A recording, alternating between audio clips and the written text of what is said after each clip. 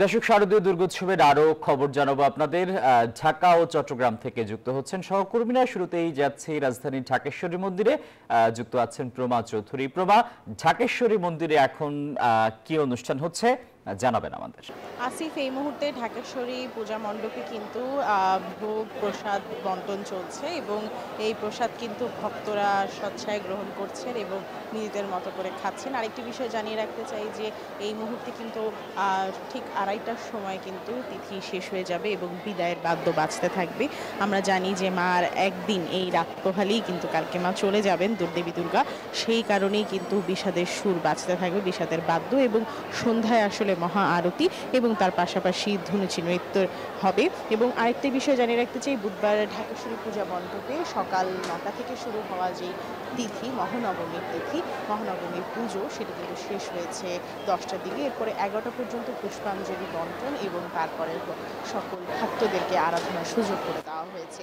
এবং এই মুহূর্তে আসলে আমরা দেখেছি সকালে যেহেতু বৃষ্টি ছিল, সেই সময় কিন্তু ভক্তদের তেমন কোনো আনাগোনা ছিল না, একদমই নেই বললে চলে। এই মুহূর্তে কিন্তু কানায় কানায় পূর্ণ ঢাকেশ্বরী পূজা মণ্ডপ এবং অনেক ভক্তদের সমাগম, সকলে আসছেন এবং গণ যেই প্রসাদ আছে সেটি নিচ্ছেন এবং গণপ্রসাদ থেকে নিজেদের তুষ্ট করছেন। এবং আরেকটি বিষয় জানিয়ে রাখতে চাই যে বিকেলে কিন্তু আরও কিছু আয়োজন আছে। দেবীর বিদায়ের সূচনা হিসাবে এই দিনটির বিশেষ তাৎপর্য রয়েছে।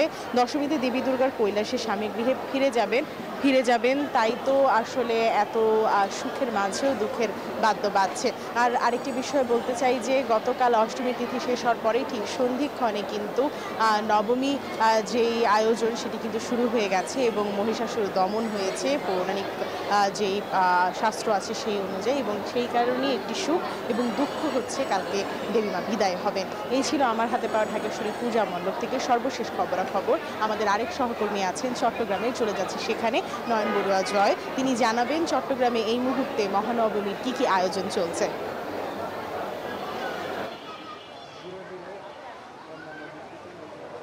ধন্যবাদ প্রমা আপনাকে। দেখতে পাচ্ছেন যে ঢাকার মতো আমরা চট্টগ্রামের যে মণ্ডপগুলো আছে সব মণ্ডপে কিন্তু আমরা মহানবমীর যে পুজো শেষ হয়েছে, তো অঞ্জলিও কিন্তু দেওয়া শেষ। পূজার্থীরা ছুটে এসেছেন এখানে, সনাতন ধর্মাবলম্বীরা কিন্তু আসলে যেখানে দুর্গা দর্শন করতে কিন্তু সবার ভিড় দেখা যাচ্ছে মণ্ডপে। আমি আছি জামশান হলে, কেন্দ্রীয় এই মণ্ডপটি কেন্দ্রীয়ভাবে আয়োজন করা হয় প্রতি বছরের ন্যায়, এবারও তার কোনো ব্যতিক্রম হয়নি।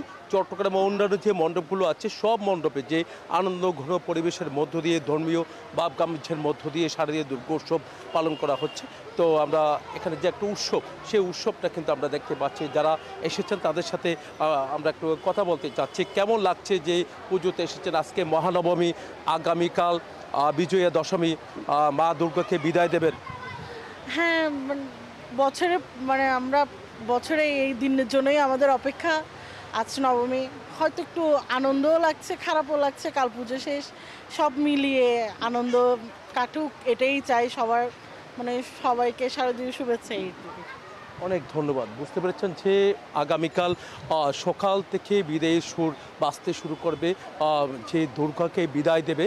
তো এখানে চট্টগ্রামে বিভিন্ন জায়গায় বিসর্জনের আয়োজন করেছে সিটি কর্পোরেশন, পতেঙ্গা সমুদ্র সৈকত সহ অন্যান্য জায়গায়ও এই আয়োজন রয়েছে। এই ছিল আমার এখানকার সর্বশেষ। ফিরে যাচ্ছি স্টুডিওতে আসিফ টিপুর কাছে।